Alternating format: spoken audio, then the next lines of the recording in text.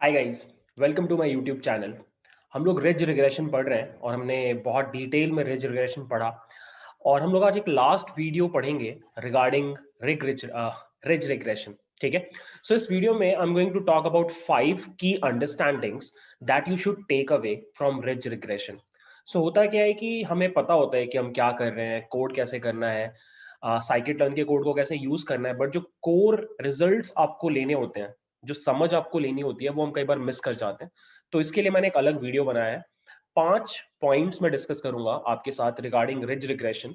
उसके बाद अगर आप ये वीडियो देख लेते हो, आई डोंट थिंक उसके बाद आपको कभी भी कोई भी डाउट रहेगा रिज रिग्रेशन में। ठीक है। So let's start the video.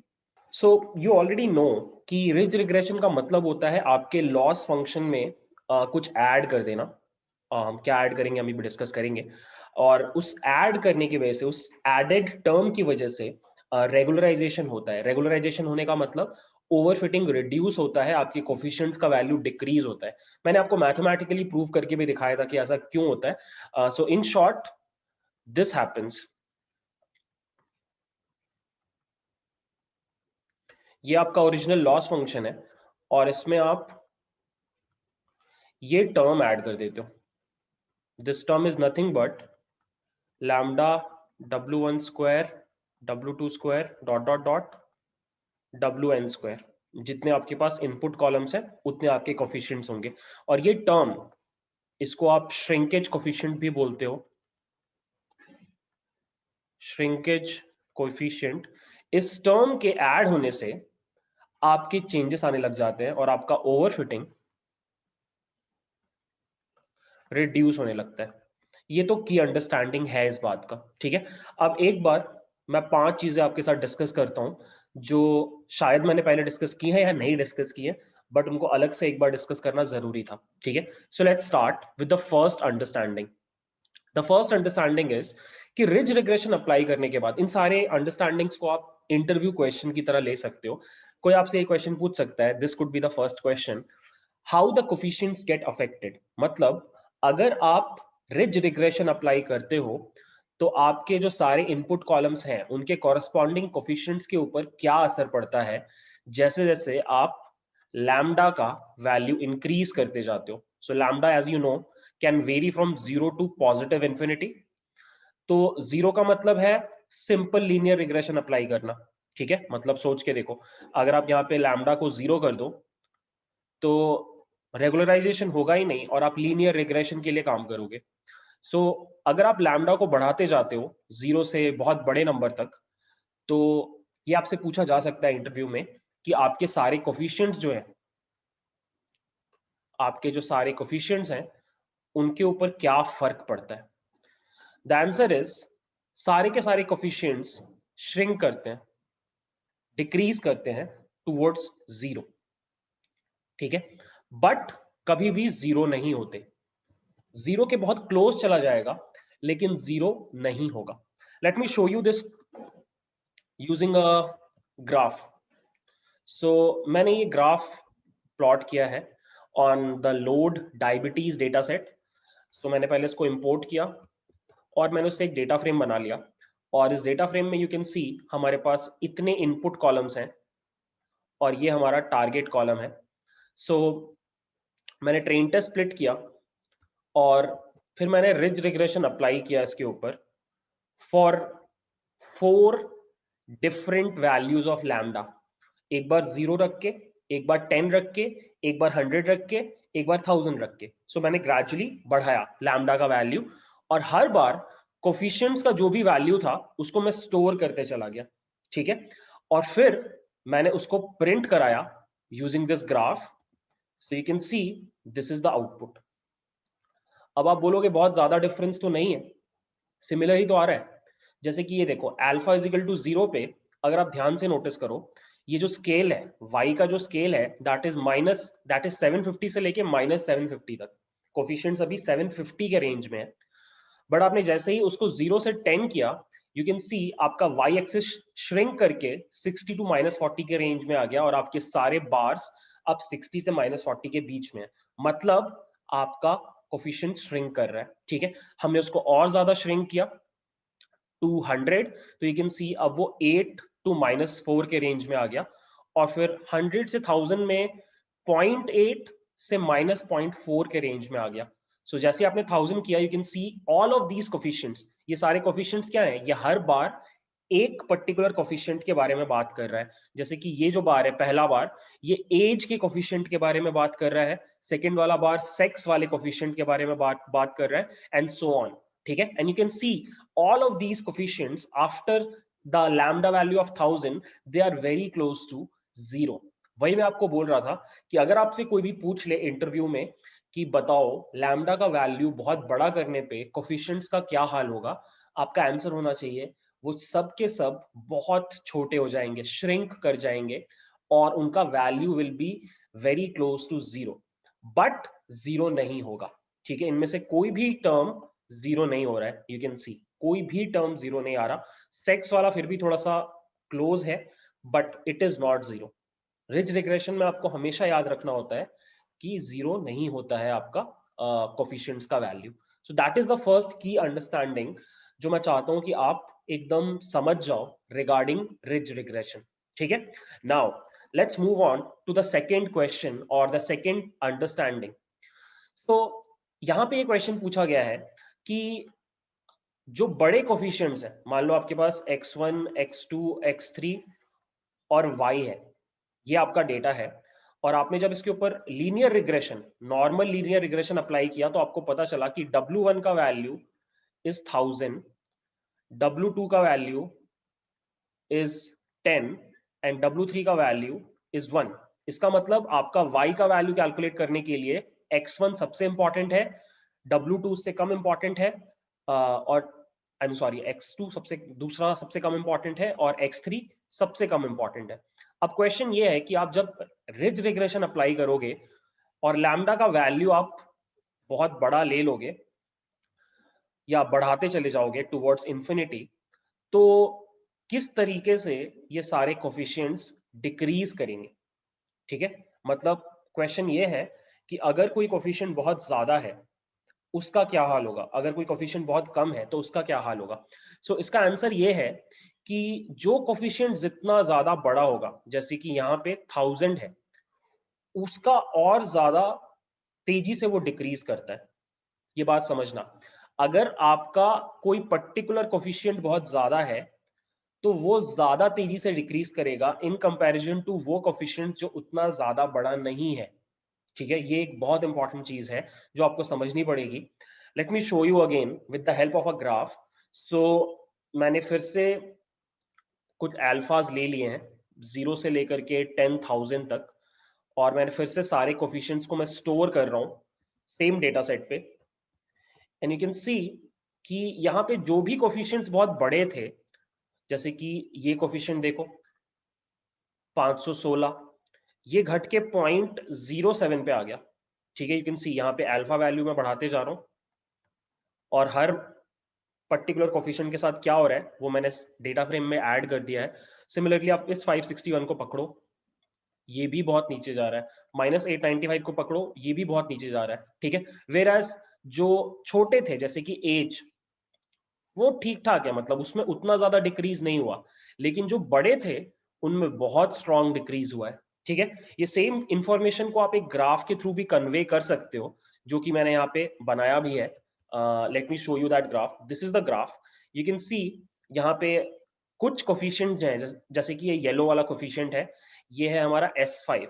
ठीक है, S5 का इनिशियल वैल्यू कितना था, 861, काफी बड़ा था ये, और ये देखो कितना तेजी से यहाँ पे एक्स एक्सिस में लैम्डा है, जैसे जैसे लैम्डा का वैल्यू आप बढ़ा रहे हो बहुत तेजी से ये कोफिशिएंट नीचे गिरता है और बाकी सबके बराबर आ जाता है। सिमिलरली अगर आप ये पर्पल वाला पकड़ो, पर्पल वाला इज S1 जो कि नेगेटिव में बहुत ज्यादा है, -895, इसको भी अगर आप देखो तो ये बहुत तेजी से लैम्डा के साथ डिक्रीज होता है और ये ब्लैक लाइन की तरफ मूव करता है। ये ब्लैक लाइन क्या है, ये जो थिक ब्लैक लाइन है ये जीरो वाला लाइन है, कोफिशिएंट के जीरो होने वाला लाइन है, एंड यू कैन सी आपका कोई भी कोफिशिएंट जीरो नहीं हो रहा है, सबके सब कन्वर्ज कर रहे हैं towards zero, but they will never reach the zero वाला line, it will always be closer to zero. You can see यहाँ पे जब मैंने 10,000 के लिए लैम्डा अप्लाई किया, सभी वैल्यूज क्लोज टू जीरो हैं, बट कोई भी जीरो नहीं हुआ।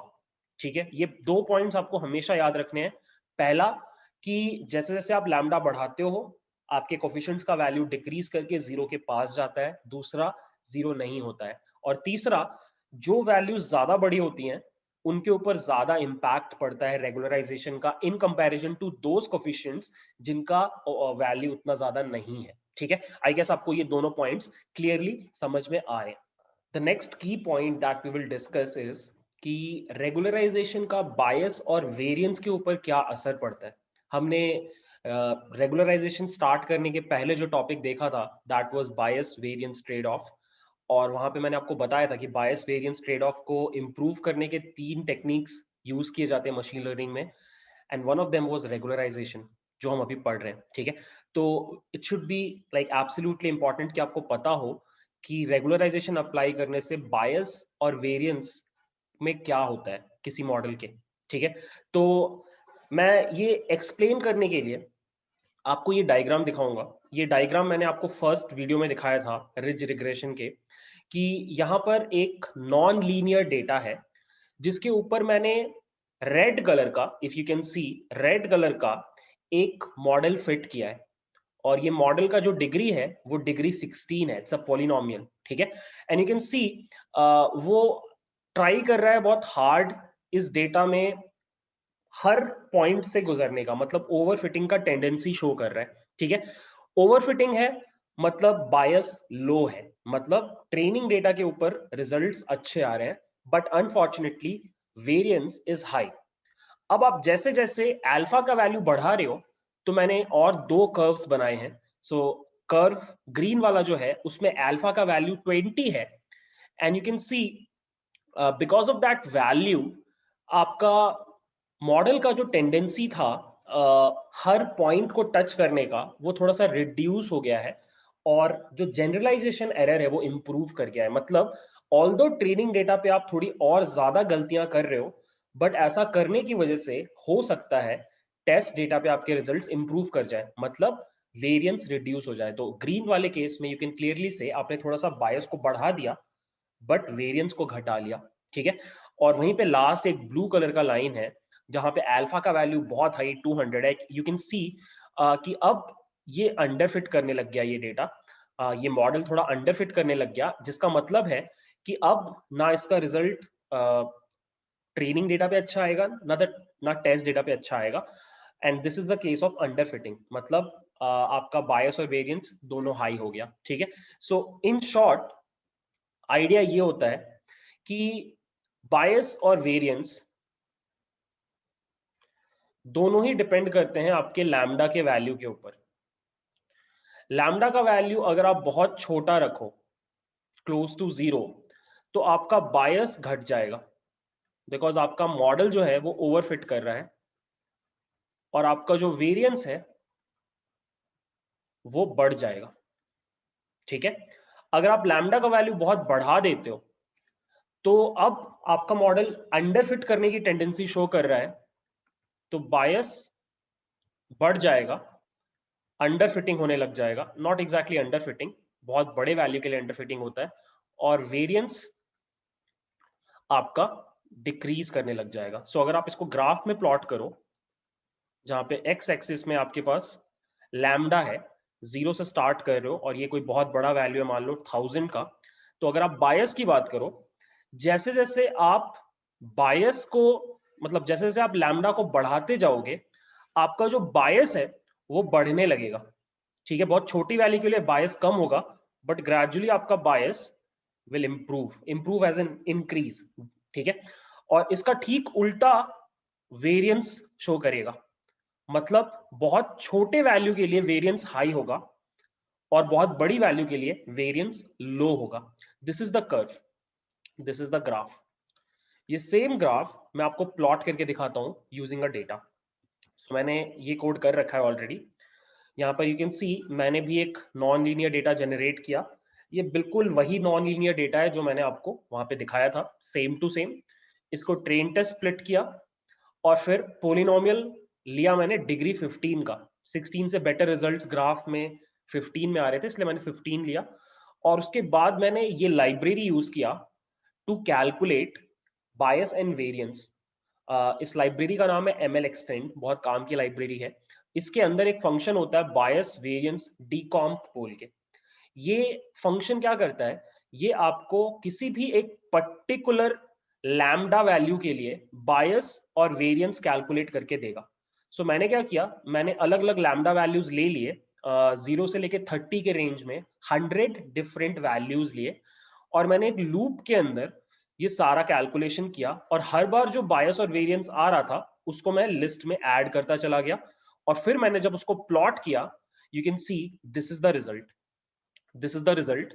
यहाँ पे जो आपका रेड कर्व है, ऑरेंज कर्व है, वो बायस है। सो यू कैन सी बहुत छोटी वैल्यू के लिए बायस कम था। ये ग्राफ देखो, ये मैंने बोला था बायस का कर्व है, कि बहुत छोटी वैल्यू के लिए बायस कम है और बहुत ज्यादा बड़ी वैल्यू के लिए लैम्डा के बायस बहुत ज्यादा हो गया। सेम यहाँ पे आपको ये सेम चीज दिखाई दे रहा है। और वेरिएंस का अगर आप देखो तो बहुत छोटी वैल्यू के लिए वेरिएंस बहुत हाई था, बट जैसे जैसे आपने लैम्डा या अल्फा का वैल्यू बढ़ाया तो वेरिएंस घटने चला गया, लाइक दिस। ठीक है। और आपका जो जनरलाइजेशन एरर होता है वो हमेशा इन दोनों का सम होता है, तो वो ऊपर कहीं पे फ्लोट करता रहेगा, जैसे कि ये ब्लू वाला टर्म कर रहा है। ठीक है। सो अगर आपसे कोई भी पूछे regarding bias and variance regularization के सिनेरियो में, तो आपको बस ये डायग्राम याद रखना है कि बहुत छोटी वैल्यूज ऑफ अल्फा के लिए क्या होगा, लैम्डा के लिए क्या होगा, और बहुत बड़ी वैल्यूज के लिए क्या होगा। अगर ये ग्राफ आपको याद है, ट्रस्ट में आप कभी भी गलती नहीं करोगे बायस वेरिएंस रिलेटेड क्वेश्चंस में। ठीक है। आई वुड रिकमेंड कि आप एक बार जाकर के ये कोड खुद से रन करके देखो। बहुत ही प्यारी सी एक लाइब्रेरी का फंक्शन है, तुरंत आप सीख जाओगे। इनफैक्ट ये इतना सिंपल है कि आप इसको स्क्रैच से खुद भी लिख सकते हो, मैं एक वीडियो में आपको ये दिखा भी दूंगा। बट या that's the whole idea behind this entire thing. एक चीज और, इस ग्राफ को देख करके ही आपको समझ में आएगा कि अल्फा या लैम्डा जो भी बोल लो, उसका एप्रोप्रिएट वैल्यू क्या होना चाहिए, राइट कितना ज्यादा होना चाहिए। जैसे कि इस ग्राफ का एग्जांपल आप लो, तो इस ग्राफ में यू कैन क्लियरली सी कि हमें, see this is the point where both of these curves are intersecting, right. हमें ऐसा वैल्यू चाहिए होता है लैम्डा का जिसके लिए बायस भी कम हो और वेरिएंस भी कम हो। ठीक है। सो टेक्निकली आपको यहां से इस जोन से लेकर के इस जोन के बीच में कुछ लेना चाहिए, क्योंकि जनरली आप बायस को और थोड़ा कम रखना चाहते हो, कीपिंग वेरिएंस लो एज वेल। सो वो यही रीजन है जहां पे वेरिएंस भी काफी पास से गुजर रहा है बायस के, और बायस का वैल्यू अभी भी कम है। सो टेक्निकली ये जो भी वैल्यू है, इस वैल्यू पे हमें सबसे अच्छे रिजल्ट आएंगे लैम्डा के। ठीक है। सो हमेशा याद रखना, जो इंटरसेक्टिंग पॉइंट है उसके थोड़ा पहले का पॉइंट जहां पे बायस थोड़ा नीचे है, वेरिएंस आसपास है, ऐसा पॉइंट आपको चूज करना पड़ता है इन दिस कर्व। ठीक है। तो ये कर्व उस सेंस में बहुत इंपॉर्टेंट हो जाता है। ठीक है। सो अब हम लोग नेक्स्ट पॉइंट पे मूव करते हैं, जहां पे हम डिस्कस करेंगे कि लैम्डा का क्या इंपैक्ट होता है ऑन योर लॉस फंक्शन। सो आपको पता है, रेगुलराइजेशन लगाने के बाद, रिज रिग्रेशन अप्लाई करने के बाद आपका जो लॉस फंक्शन है वो ये बन जाता है। कई बार देख चुके हैं आप, this is the loss function after applying regularization. So अब क्वेश्चन ये है कि जैसे जैसे आप ये लैम्डा को बढ़ाते हो, इस लॉस फंक्शन के साथ क्या होता है, दिस इज द क्वेश्चन। ठीक है। सो हम सिंपल तरीके से इसको पढ़ने का ट्राई करते हैं। तो मैं एक केस ले रहा हूं जहां पे सिर्फ एक इनपुट कॉलम है और एक आउटपुट कॉलम है, मतलब आपको दो कोफिशिएंट्स कैलकुलेट करने हैं, m और b। इसमें भी मैं मान लेता हूं कि b इज कांस्टेंट, b का वैल्यू चेंज नहीं हो रहा, तो m सिर्फ वेरी कर रहा है। इसका मतलब I can rewrite this equation as this, और यहाँ पे मान लेते हैं b का कुछ भी वैल्यू है, मान लो b का वैल्यू 0 है, लेट्स से कुछ भी हो सकता है, कांस्टेंट है, हमने मान लिया 0 है। तो ये बन जाएगा m xi का square lambda m square. So you can सी ये जो l है, this is a function of m। यहाँ पे बाकी सब कुछ कांस्टेंट है, yi डेटा में है, xi डेटा में है, सिर्फ m का वैल्यू बढ़ घट सकता है और लैम्डा को भी आपको ट्यून करना है। सो हमें क्या करना है, हमें एक ग्राफ बनाना है जहां पे हम यहाँ पे L रखेंगे और यहाँ पे M रखेंगे, और फिर हम लोग एक पर्टिकुलर लैम्डा के लिए ये ग्राफ प्लॉट करेंगे। फिर हम लैम्डा का वैल्यू चेंज करेंगे, हम फिर से ये ग्राफ प्लॉट करेंगे, हम फिर से लैम्डा का वैल्यू चेंज करेंगे, हम फिर से ग्राफ प्लॉट करेंगे। और ऐसा करने से हमें समझ में आएगा कि लॉस फंक्शन के ऊपर क्या इंपैक्ट पड़ता है लैम्डा की वैल्यूज का। ठीक है, मैंने ये ग्राफ बना रखा है already and the results are very interesting. I would show you. Just give me 1 second. I'll just move this marker to this side of the page and let's move this over here. ठीक है, so हमने exactly same काम किया। हमने ये एक data set generate किया। इस डेटा सेट के साथ हम कई दिनों से काम कर रहे हैं। 1D data set as in 2D data set, और इसके ऊपर मैंने साथ ही साथ लीनियर रिग्रेशन अप्लाई भी कर दिया सो दैट मुझे सही वैल्यूज पता भी चल जाए m और b का। सो क्लियरली इस डेटा सेट के केस में m का value should be somewhere near to 27 and intercept का वैल्यू मुझे पता है -2.29। ठीक है, सो अब मैंने क्या किया, यहाँ पर जिस तरीके से मैंने b को कांस्टेंट मान लिया था विद अ वैल्यू ऑफ 0, अब मैंने b को वैल्यू मान लिया है -2.29। ठीक है, but b is constant, b very नहीं कर रहा, m वेरी कर रहा है। और फिर मैंने क्या किया, मैंने एक फंक्शन बनाया कैलकुलेट लॉस, जिसको अगर आप एक m और अल्फा दो तो वो लॉस कैलकुलेट करके आपको देगा based on this formula. Obviously ये जो फॉर्मूला है इसके बेसिस पे, और फिर प्रिडिक्ट बोल के भी मैंने एक बनाया। और ये ग्राफ मेन है, आप इस कोड को आराम से बैठ करके समझ सकते हो, बहुत सिंपल है। मैंने बेसिकली अलग अलग लैम्डा वैल्यूज के लिए बार बार एल और एम का इक्वेशन को प्लॉट किया। ठीक है, सो यू कैन सी जब पहली बार लैम्डा का वैल्यू 0 था तो जो ग्राफ प्रिंट हुआ वो ये ब्लू वाला है। This blue one is the graph when lambda's value was, just give me 1 minute, जब लैम्डा का वैल्यू, यहाँ पे यू कैन सी लैम्डा या अल्फा सेम चीज है, अल्फा का वैल्यू जब 0 था उस टाइम पे ये ब्लू कर्व है एंड यू कैन सी इसका जो मिनिमा है ये यहाँ पे 27 के पास है। ऑब्वियसली यहाँ पे एक्स एक्सिस पे आपका यहाँ पे मैंने गलत लिखा है, this is not alpha, this has to be m. ये जो ग्राफ है ये लॉस और m के बीच में है। सो यू कैन सी आपका जो मिनिमम वैल्यू आ रहा है लैम्डा इज इक्वल टू 0 वाले केस में, ब्लू वाले ग्राफ में, that is somewhere close to 27 के आसपास आ रहा है। फिर हमने लैम्डा को थोड़ा सा बढ़ा के 10 कर दिया, तो अब यू कैन सी ये ग्राफ ऑरेंज वाला है, ये थोड़ा सा शिफ्ट कर गया, थोड़ा सा ऊपर उठ गया और थोड़ा सा पतला हो गया। और अब जो आपका मिनिमम वैल्यू है वो थोड़ा सा शिफ्ट करके 0 की तरफ बढ़ रहा है। m का जो मिनिमम वैल्यू है, जो सॉल्यूशन है आपका, वो शिफ्ट करके मिनिमम की तरफ जा रहा है। जैसे जैसे आप बढ़ाते जा रहे हो, देखो ग्रीन वाला curve is for alpha equal to 20, थोड़ा सा और शिफ्ट हो गया और आप इस तरफ आ गए। और ऐसा करते करते करते जब आपने अल्फा का वैल्यू 100 किया, ये रहा ग्राफ एकदम ही ऊपर चला गया और ये रहा इसका वैल्यू बहुत क्लोज टू 0। ठीक है, सो आई गेस ये चीज देख के आपको समझ में आएगा और थोड़े इंट्यूटिव लेवल पे कि क्यों जब आप लैम्डा का वैल्यू बढ़ाते जाते हो तो आपके कोफिशिएंट्स का वैल्यू डिक्रीज होते होते 0 के पास पहुंचता है, क्योंकि एक्चुअली आपका जो लॉस फंक्शन है वो धीरे धीरे उठ के ओरिजिन की साइड मूव करने लगता है और थोड़ा सा श्रिंक करने लगता है। पहले अगर आपका लॉस फंक्शन ऐसा था तो लैम्डा का वैल्यू बढ़ाने से थोड़ा थोड़ा श्रिंक कर रहा है और धीरे धीरे ऊपर उठ रहा है इस तरीके से, और आपका 0 की तरफ जा रहा है। ठीक है, अगर ये सेम केस आप 3D में देखना चाहो, जब आपके पास दो अलग अलग कोफिशिएंट्स हैं, तो वो एनिमेशन के थ्रू आप इस पिक्चर में देख सकते हो। ठीक है, so I will just clear out this entire thing, नहीं तो डिस्ट्रैक्शन होगा। सो यू कैन सी यहाँ पे दो कोफिशिएंट्स के ऊपर हमने ये लॉस फंक्शन को प्लॉट किया, β1 and β2, and you can see धीरे धीरे आपका लॉस फंक्शन है वो उठ करके टुवर्ड्स सेंटर जा रहा है, इस पॉइंट पे जो जहां पे ओरिजिन है, दोनों पॉइंट्स जहां पे 0 हो रहे हैं ये उस तरफ मूव कर रहा है।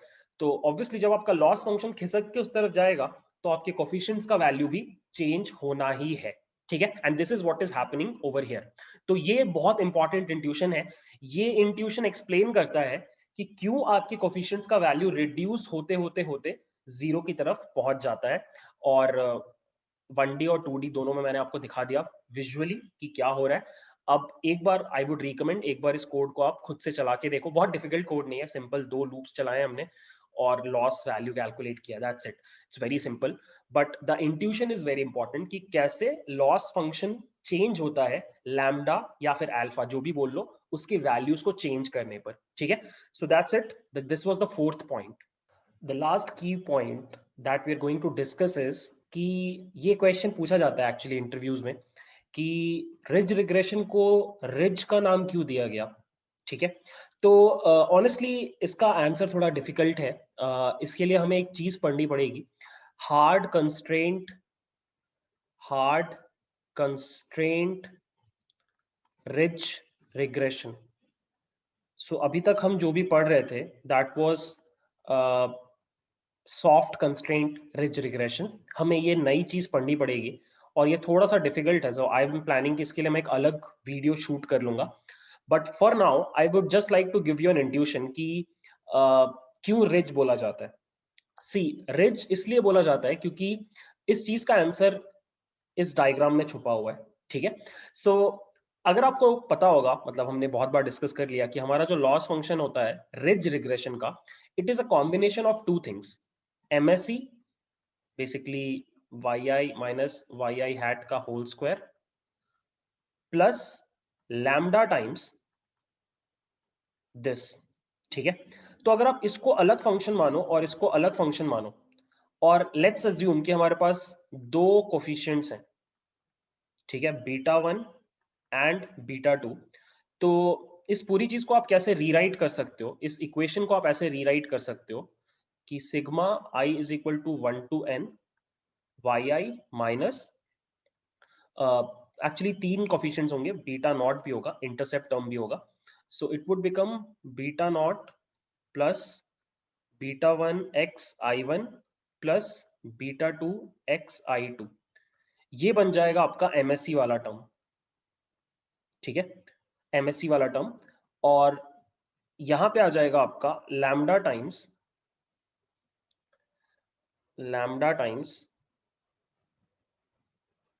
β1 का स्क्वायर β2 का स्क्वायर, ठीक है। This will be the second term, ये वाला, ठीक है। सो अगर हम इनको अलग अलग प्लॉट करें तो ये जो इक्वेशन है, this is this circle corresponds to this term for a particular value of this radius का वैल्यू आपको हाइपर पैरामीटर ट्यूनिंग के थ्रू निकालना होता है। और ये जो है, ये आपका लॉस फंक्शन का कॉन्टूर प्लॉट है। पहले 3D में बनाया, उसको 2D में प्रोजेक्ट कर दिया। अब आपको क्या करना है, आपको अगर रेगुलराइजेशन आपने नहीं लगाया होता तो आपका सॉल्यूशन ये होता, ये जो पॉइंट है OLS एस्टिमेट इसको बोला जा रहा है, क्योंकि यहीं पर आपका लॉस फंक्शन मिनिमम वैल्यू ले रहा है β1 और β2 के लिए, ठीक है।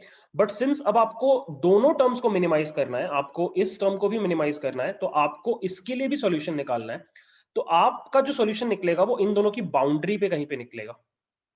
So depending on your loss function, ये सर्कल हमेशा ऐसा ही रहेगा। आपका जब भी सॉल्यूशन निकलेगा वो इस सर्कल के पेरीमीटर पे ही निकलेगा, और हमेशा वो सॉल्यूशन होगा जो नियरेस्ट होगा इस सॉल्यूशन के, ठीक है। सिंस आपका सॉल्यूशन हमेशा इस सर्किल के पेरीफेरी पे निकल रहा है, पेरीमीटर पे निकल रहा है या रिज पे निकल रहा है, that is why this type of regularization technique is known as ridge regression. यही इसका रीजन है। बट इसको हम लोग थोड़ा और डिटेल में पढ़ेंगे। आई नो अभी थोड़ा सा आपको डाउट्स रह गए होंगे कि क्या एग्जैक्टली हुआ, ये सर्कल कैसे बना और इसका रेडियस कितना होगा। ये सब पॉइंट्स हम लोग थोड़ा और डिटेल में डिस्कस करेंगे। इनफैक्ट ये प्लॉट भी मैं आपको बना के दिखाऊंगा कि कैसे बनता है। बट फॉर नाउ ये समझ लो कि बिकॉज आपका सॉल्यूशन हमेशा इस सर्कल के पेरीमीटर पे लाई कर रहा है, बाउंड्री पे लाई कर रहा है, रिज पे लाई कर रहा है, दैट इज व्हाई इस रिग्रेशन टेक्निक को हम रिज रिग्रेशन बोलते हैं, ठीक है। तो दोज आर द 5 पॉइंट्स जो मेरे को आपके साथ डिस्कस करने थे। अब कुछ प्रैक्टिकल टिप्स, इनफैक्ट जस्ट एक प्रैक्टिकल टिप, आपको मोस्टली रिज रिग्रेशन तब अप्लाई करना चाहिए जब आपके पास number of input columns is greater than equal to 2। दो या दो से ज्यादा के केस में ही रिज रिग्रेशन अप्लाई करना चाहिए। सिर्फ एक इनपुट है और एक आउटपुट है, इस केस में रिज रिग्रेशन उतना यूजफुल नहीं होता है, ठीक है। सो जितना ज्यादा आपके पास इनपुट कॉलम्स हैं उतने ज्यादा आपके कोफिशिएंट्स होंगे, और उतने ही ज्यादा कोफिशिएंट्स को आपको रेगुलराइज करना होगा, तो आपको रिज रिग्रेशन काम आएगा, बहुत कम में उतना यूजफुल नहीं रहता। ठीक है, तो दैट्स इट, काफी चीज पढ़ी हमने। एक और चीज पढ़ेंगे, हार्ड कंस्ट्रेंट वाला प्रॉब्लम, वो फ्यूचर में मैं वीडियो को ऐड कर दूंगा इस प्लेलिस्ट में। But now we are ready to move on to lasso regression, which is the next topic. So that's it guys, thanks for watching, bye.